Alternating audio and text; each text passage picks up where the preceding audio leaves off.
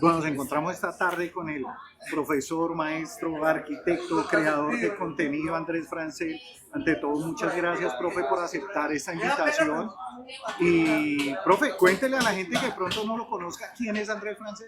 Soy Andrés Francel, arquitecto, doctor en historia, profesor de la Universidad del Tolima. Me dedico a investigar sobre historia de la arquitectura y el urbanismo de Ibagué, principalmente en lo que he publicado ya alrededor de 20 libros, como 30 artículos científicos, y también me dedico a llevar la educación hacia otros escenarios, es decir, creé las biciclases de arquitectura y urbanismo, donde salimos a pedalear por la ciudad para aprender sobre nuestro entorno. También salimos a caminar, que son las periurbias o caminatas patrimoniales, y recientemente empezamos a hacer contenido en las redes sociales para difundir nuestras historias y, por supuesto, para ir haciendo nuevas preguntas y crear más historias de ciudad. Profe, ¿qué entiende usted por tradición oral? Tradición oral es un conjunto de expresiones que se transmiten a través de la palabra, del diálogo, que contienen muchos elementos que tienen que ver con la ficción, pero también con la historia, con creencias, con refranes. Son el medio de educación que tienen las comunidades y que utilizan precisamente la facultad que tenemos de hablar para poder transmitir toda esta cantidad de conocimientos. Entonces, finalmente, es una serie de sabiduría que se va decantando en el tiempo para extractar lo más importante para una sociedad, que la conecta con su pasado y con cada uno de los miembros de su sociedad. Es una especie de memoria que transmitimos entre generaciones. Profe, ¿qué relatos, mitos, historias, leyendas urbanas recuerda usted que hayan sido parte de su vida, de su entorno familiar, desde su tierna infancia? Hay muchas leyendas, evidentemente, que nos están transmitiendo constantemente nuestros ancestros. Quizá las más famosas son las que tienen que ver con el periodo colonial y republicano, con la Madre Monte, la Patasola, el Moán, el Boga, bueno, en fin, una serie de personajes que trataban de que atendiéramos al peligro de estar cerca de los bosques, de no pertenecer a la ciudad, de no comportarnos adecuadamente. Y hay algunos que resaltan más, como por ejemplo la leyenda del fraile sin cabeza, porque tiene que ver con nuestro parque centenario, con un monje que pierde la cabeza por irse o por fugarse con una mujer, con Sor María de la Santísima Trinidad. Se fugan y finalmente encuentran una caverna, pero nunca encuentran la salida de ese lugar. Es una de las leyendas, digamos, bellas, pero posteriormente atemorizantes, que buscan aleccionarnos precisamente sobre las posibles consecuencias del amor prohibido. Pero hay muchas otras que tienen que ver también, como la Patasola o como la Madre Monte, con la protección de los espacios. Originalmente, realmente era con el propósito de que no fuéramos a los montes, porque el encuentro de la ciudad con la barbarie, es decir, con las zonas que no han sido totalmente colonizadas, pues era peligroso, pero con el tiempo empezamos a reconfigurarlo y lo volvemos como un factor de protección de la naturaleza, que hace parte precisamente de cómo el mito, de cómo la leyenda se va transformando dependiendo de la época en la que estemos, dependiendo de los actores con los que contamos. Y luego también hay algunas historias que ya se empiezan un poco a estandarizar. Una de las leyendas urbanas, por ejemplo, más importantes es la creación o fundación de Ibagué en Cajamarca. Realmente no tenemos documentos para afirmar que esté fundada en Cajamarca, y emerge otra tesis, que es la fundación en Alvarado. Ese par de tesis son muy buenas porque estamos viendo que siempre la tradición oral tiene una parte de verdad, pero una parte de ficción, y por eso siempre debemos estar buscando cuáles son los documentos o aquellos elementos que pudieran confrontar las diversas versiones. Nuestro departamento es muy rico realmente en leyendas. Por donde quiera que pasemos hay una leyenda de un espíritu, de un fantasma, de un ser caritativo, de alguien que ascendió a los cielos. Es un poco aquello que logró García Márquez capitalizar en ese término que se denominó posteriormente el realismo mágico, que es un poco de cómo vivimos nuestra vida en el trópico y cómo tratamos de transmitirnos mensajes en medio de lo fantástica que es esta selva en la cual habitamos. Perfecto, profe. ¿Cree usted que la forma de contar historias ha cambiado en los últimos tiempos y por qué? Yo considero que la esencia de la transmisión de los conocimientos a través de la tradición oral se conserva, porque es reunirnos alrededor de la palabra, reunirnos alrededor de un suceso que nos llama a todos la atención. Evidentemente, quienes han sido más exitosos en la actualidad o en las últimas décadas, pues son los medios de comunicación, que están pendientes de aquellas noticias que son como las más dramáticas, las que más nos llaman la atención porque no quisiéramos estar en ello o porque atienden al morbo precisamente que sentimos cuando vemos alguna de estas noticias. Pero en esencia es la transmisión de la oralidad. Claro, van cambiando los escenarios en el sentido de que tradicionalmente el parque público era el escenario de reunión de las comunidades. Posteriormente empiezan a existir los clubes, los centros comerciales y en la actualidad quizás las redes sociales son ese escenario que se ha creado para poder difundir el conocimiento y crear nuevo conocimiento. Tiene las mismas virtudes y las mismas deficiencias que la transmisión oral tradicional, porque en muchos de esos procesos de transmisión no se busca la fuente que nos permita afirmar que algo es cierto o falso o que pertenece al campo de la ficción o al campo de la comprobación, sino que es una tradición que se reencaucha o se viste con un nuevo traje que es el traje de los medios digitales. Pero la esencia es reunirnos alrededor de un relato para tratar de aprender y no cometer los mismos errores o avanzar más sobre posibles soluciones de nuestras vidas. Profe, ¿qué papel juegan hoy los medios digitales, llámense plataformas multimedia, redes sociales, páginas web, etcétera, en la transmisión de estos relatos tradicionales? La ventaja que tiene todo el espectro multimedial del Internet es muy importante, porque para quienes hemos realizado investigación en la historia es a veces bastante complejo encontrar las fuentes primarias. Entonces, si retornamos, por ejemplo, a las crónicas tradicionales de diversos momentos de nuestra historia o a los relatos de las personas, en general hay mucha ficción allí, ¿cierto? O mucha deformación que hace parte de nuestra fantasía. Entonces, los medios de comunicación permiten que esta información quede alojada y a disposición de todos. Es decir, ya no tenemos que buscar necesariamente en un archivo específico una información, sino que alguien que ya había encontrado esa información la difunde y en ese sentido cada vez tenemos un repositorio más amplio para poder revisar y comprobar. Hay muchas publicaciones que realmente son bastante rigurosas con la información. Entonces uno puede ver blogs, por ejemplo, que citan algunos artículos en específico, inclusive también pequeños videos que lo están haciendo. Entonces, en ese sentido, tenemos una mayor disponibilidad de información que debe, como siempre, no es que sea exclusivo de los medios digitales, sino que siempre ha existido la necesidad de confrontar esa información con algunas fuentes verídicas. En la actualidad se comete ese mismo error de seguir difundiendo, pero no podemos juzgar la tradición oral por difundir alguna información, sea verdadera o falsa, porque su misión está en la transmisión de ciertos conocimientos que nos sirven para obtener diversos resultados, y en ese sentido hace parte del respeto que debemos tener por la tradición oral y también el resguardo que debemos hacer del conocimiento científico para tratar de armonizar y comprender este tipo de conocimientos.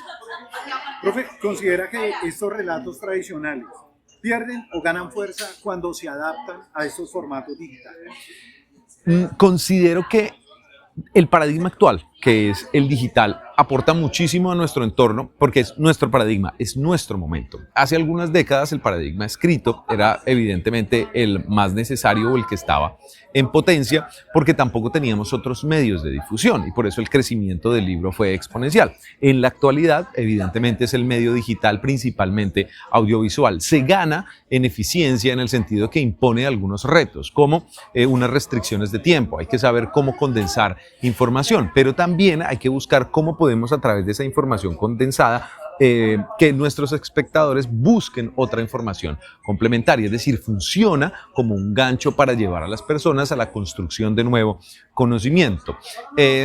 Habrá otros momentos en que cambie el paradigma y haya otras condiciones para ello. Evidentemente, en la medida en que hay más información, queremos acceder más rápidamente a ello. Entonces, es mucho más fácil, por ejemplo, brindarle a alguien una información condensada en un video y viene entonces algo que es el respaldo. Por ejemplo, si alguien dice eso es porque evidentemente esa persona tiene una credibilidad y podremos pensar que los contenidos de esa persona tienen un respaldo. En otros casos sabemos, bueno, esto no tiene un respaldo, entonces puede tener una parte de verdad, puede tener una parte de ficción. O evidentemente hay que hacer una declaración efectiva de que lo que estamos diciendo tiene tanto de ficción y tanto de comprobación. Yo creo que el aporte es enorme porque realmente pone a disponibilidad de todos muchos documentos y muchos conocimientos que antes no estaban. Una persona del campo puede transmitirnos su receta tradicional que de otro modo no figuraría en un recetario escrito o en un blog. Entonces, esos medios digitales y principalmente audiovisuales creo que le han aportado muchísimo a nuestra sociedad y ya veremos en un próximo paradigma qué sucede. Lo que yo veo como positivo es que la producción de conocimiento que tenemos en la actualidad está dejando un núcleo de conocimiento muy importante para las próximas generaciones que vienen, que ya no tienen que partir como nos tocó a nosotros de una carencia de información. Ahora hay una abundancia de información que podemos seguir nutriendo con las técnicas tradicionales de archivo, de verificación de fuentes primarias, pero ya hay una abundancia, es decir, ya no estamos tan ciegos como estábamos hace algunos años, sino que cada vez ese universo del conocimiento es mucho más amplio. Profe, ¿qué elementos cree usted que se deben conservar precisamente para que la esencia de la oralidad, para que la esencia de estas historias no se pierda? Hay algo que sucede con las redes sociales que a veces es fruto de las críticas o es motivo de las críticas y tiene que ver con el ser demasiado llamativo. Vemos que se habla de los hooks, es decir, de los ganchos mediante los cuales atrapar a un público, de cómo narrarles una historia, de no dejar que se aburran, y a veces se ve esto como una crítica. Pero si lo observamos tradicionalmente y recordamos los cuenteros, ¿cierto? O las personas que se dedicaban a la oralidad, pues utilizaban las estrategias en su momento que eran necesarias para que el público no se aburriera.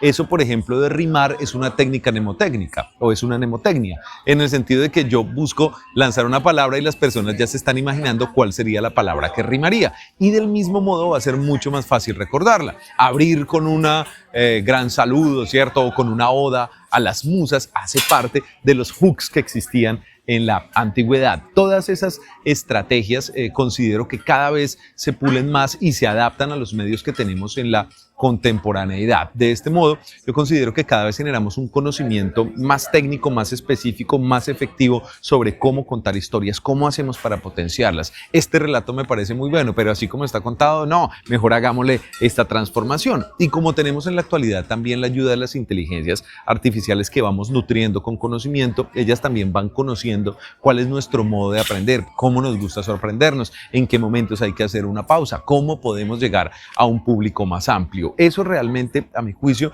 es un componente muy importante para la difusión del conocimiento, porque vamos logrando aquello que hemos soñado siempre como humanidad, y es que el conocimiento llegue a todas y a todos, que no sea restringido para un grupo. Eso a mí me parece esencial, maravilloso, fantástico de los medios de comunicación en la actualidad, independientes, cualquiera con su celular puede estar haciendo contenido, puede difundir, utilizar las estrategias de relato, y en ese sentido la tradición oral adquiere una potencia muchísimo mayor, como ha sucedido en la actualidad, en la que muchas personas que nos cuentan relatos que les contaron sus abuelos o que aprendieron en la calle se vuelven virales porque nos está hablando de la vigencia de querer conocer nuestras tradiciones, de la vigencia de esa tradición oral, quizás en la actualidad una tradición audiovisual, pero los podcasts que son realmente orales allí siguen vigentes y con una potencia también impresionante.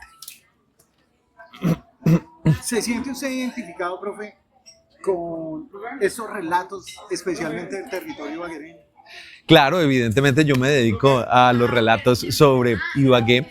Creo que todas las personas que habitamos en un territorio queremos conocer sobre ese territorio, queremos que nos cuenten algo, quién vivió aquí, por qué vivió, cuáles son las tradiciones, cuál es la comida que hay acá, qué paisaje vamos a conocer, qué hay para hacer este fin de semana, cuáles fueron los señores y las señoras más importantes. Esto siempre está vigente, entonces evidentemente me siento identificado y me he dedicado a buscar historias y a construir las historias de nuestro territorio, porque era tradicional que íbamos a buscar información de Bogotá, de Medellín, de Cali, de Cartagena, de Barranquilla, y encontrábamos una abundancia de información. Pero cuando hablábamos de Ibagué, Gualanday, Chicoral, Collaima, Natagaima, ¿cierto? Pues la información era más bien superficial. En la actualidad, con esta construcción de conocimiento, lo que vemos es cada vez más personas interesadas en ir a su municipio, en ir a su corregimiento y seguir construyendo información que con el tiempo va a servir de base para que empecemos a curarla, es decir, a revisar qué tan verídica es o no. Y en ese sentido vamos construyendo conocimiento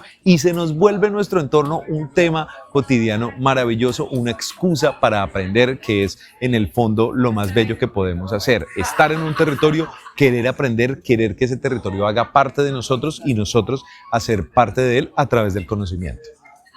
Profe, si usted tuviera que hacer un top 5 acerca de esas leyendas, de esas historias urbanas, de esos mitos ibaguereños, ¿cuál sería ese top 5? Uf, tremendo ese top 5.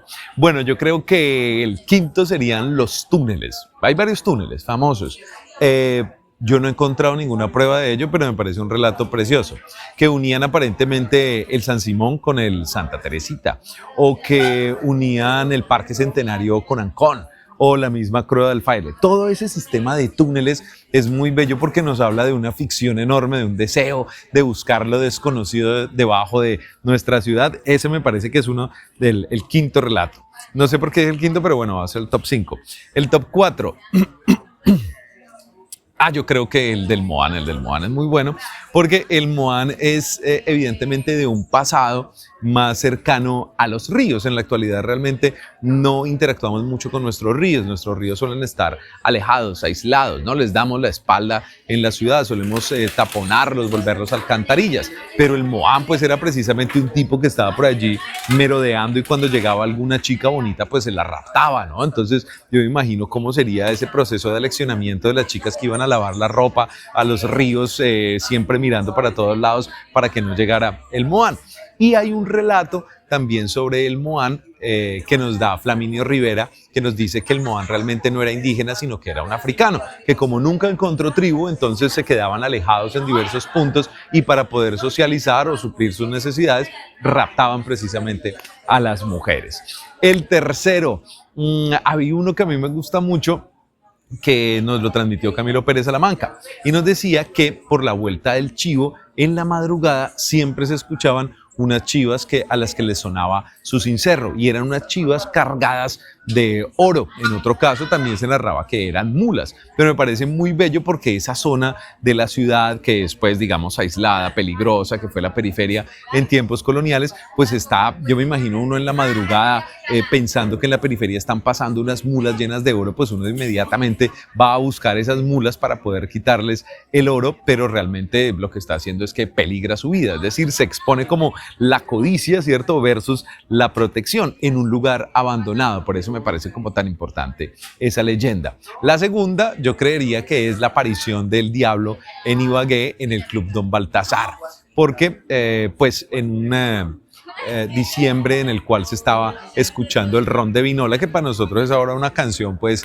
navideña, lo más de simpática y sencilla, pues en aquel momento era realmente una música que invocaba al demonio, ¿no? Me gusta el ron de Vinola, y entonces se narra que en una de esas fiestas se apareció el diablo, con la narración tradicional, ¿no? Que estaban bailando normal, alguien que bailaba precioso, pero cuando le ven los pies aparecen unos cascos de chivo, entonces inmediatamente todo el mundo empieza a gritar, se va, porque allí se apareció el diablo. Esto puede también tener que ver un poco con la envidia, ¿no? De tratar de acabar un negocio a través de un relato que nos crea una ficción y puede hacer que las personas se alejen porque en ese lugar se aparece el diablo. Puede ser un poco de envidia alrededor, pero también nos deja un recuerdo del Club Don Baltasar, que finalmente pues se lo llevó una creciente del río Conveima y que fue en un tiempo el encuentro de las personas de la élite con algunos romances pues que tenían por allí en esta zona. Y el primero, derivado de este,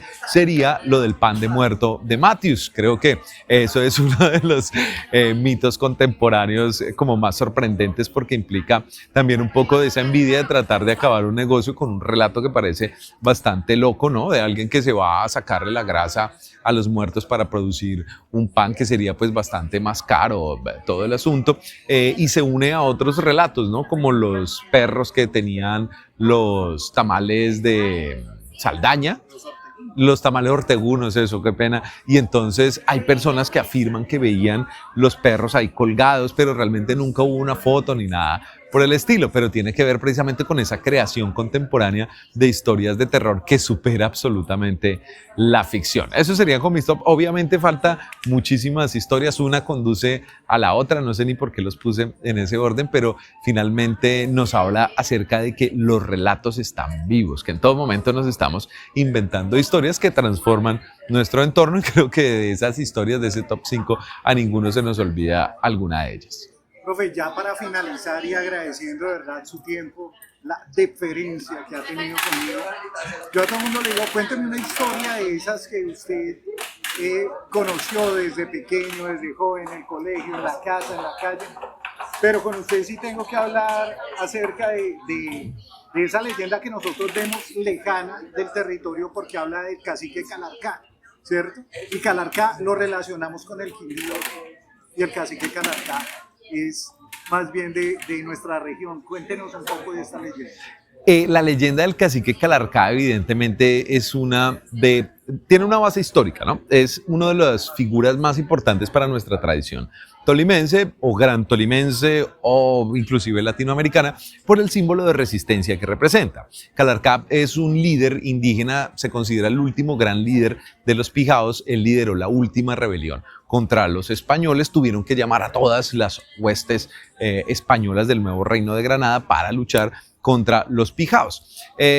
Sobre los Pijaos, bueno, evidentemente hay una discusión bastante grande, quiénes eran o quiénes no eran los Pijaos. Eran una confederación, eran un lenguaje aglutinante, fue la construcción de un enemigo y se le puso ese nombre, pero realmente no eran. Bueno, hay muchos elementos allí sobre el discurso. Lo cierto es que Calarcá entonces es el símbolo de esa tribu rebelde, es el último tipo que lidera a los ejércitos Pijao para luchar contra los españoles. Entonces se cuenta que el hombre va e invade el fuerte de Chaparral, pero en el fuerte de Chaparral le dan un pistoletazo en el pecho. Y Diego de Ospina cree que evidentemente Calarcá ha muerto. Claro, si nos vamos a las pruebas, ¿cierto? A una reflexión un poco más clínica, pues evidentemente debió haber muerto. Sin embargo, 1 o 2 semanas después es encontrado Calarcá en Ibagué liderando una rebelión y quemando la ciudad.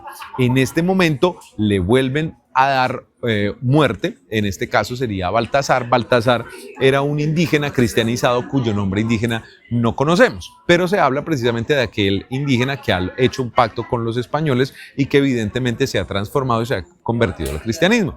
Baltasar le clava una lanza en el pecho a Calarcá. Calarcá toma la lanza, se la acaba de hundir y con sus últimas fuerzas saca un cuchillo y le corta el cuello a Baltasar. De este modo fue que logró aproximarse. En ese momento caen los dos al piso. Y luego, en el siglo XIX, hacia 1850, vuelven a ver a Calarcá en Buga.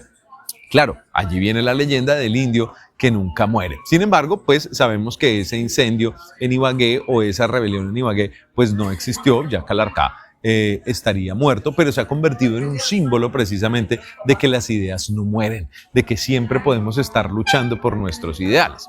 A ello también tenemos que contraponer otras visiones sobre cómo se dio la guerra en estos territorios, y es que evidentemente quienes lucharon contra los Pijaos fueron otras tribus Pijaos. Entonces algunos de ellos se aliaron con los españoles y otros se apartaron de ellos. Nuestras ciudades finalmente son un pacto que se firma entre algunas tribus indígenas y los españoles. En algunos casos porque había algunas tribus que evidentemente tenían dominadas a otras. Los Pijaos, al tener esa fama enorme de grandes guerreros, pues evidentemente ejercían un poder contra otros pueblos que estaban subyugados y vieron a través de la colonia española una posibilidad de liberación. El cacique Calarcá, precisamente, que le da nombre al pueblo del Quindío, que hay un mural precioso en San Simón donde dice el indio que nunca muere, fue motivo y ha sido motivo de inspiración para muchos de nosotros. Yo inclusive publiqué una novela en 2022 que se llama La lanza de Calarcá, porque nos acordamos de la lanza de Baltasar, que es la que mata a Calarcá, pero ¿dónde está la lanza de Calarcá? Porque siempre olvidamos al que perdió en esta batalla. ¿Qué es lo que nos puede contar del drama de los indígenas, de Baltasar, que se enamoró aparentemente de una española? En fin, allí hay una cantidad de relatos reunidos alrededor del cacique Calarcá. También hay un frente, evidentemente, de las FARC que se llama el Frente Cacique Calarcá. Hay un barrio en Ibagué que se llama Calarcá. Entonces es muy bello precisamente cómo pervive en la actualidad la memoria de una persona que lideró una batalla por el territorio y que nos permite soñar muchísimas cosas y reflexionar por qué no habrá muerto. Y allí emerge la figura del tesoro, el tesoro de Peñas Blancas, el tesoro que quiere explotar la Anglo Gold Ashanti, es decir, se vuelve un protector del territorio en nuestro momento, y ese símbolo siempre nos habla de nosotros como pijaos, ¿no? De lo positivo de ser pijaos, de lo aguerridos, de siempre llevar en nuestra sangre la frente alta porque vamos a vencer o a darlo todo por nuestros ideales.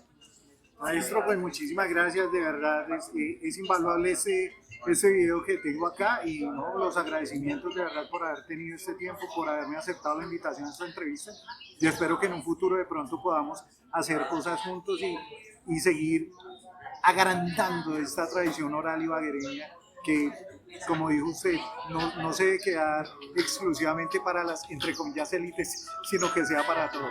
Un saludo muy especial a la Guacharaca, que sigan haciendo este proceso de rescate de nuestras tradiciones. Les recuerdo que me pueden encontrar como Andrés Francel en las redes, como francés, pero con L al final, para que nos recomienden historias de ciudad, para que sigamos difundiendo nuestra historia y, por supuesto, disfrutando con todas las maravillas que tenemos en nuestro entorno. Un gran abrazo y los mejores deseos.